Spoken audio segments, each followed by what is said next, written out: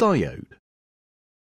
In this video, we will show you how to solder a diode onto the PCB.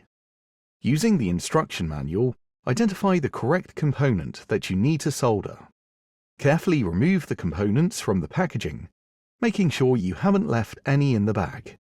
Starting with one component, identify the correct location on the PCB using the manual and the PCB markings to help.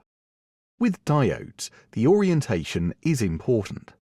The diode has a printed band on one end. Match this to the markings on the PCB to ensure you insert it the right way round.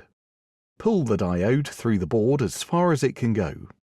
Holding it in place, turn the board over and put a 45-degree bend in each leg to hold it in position.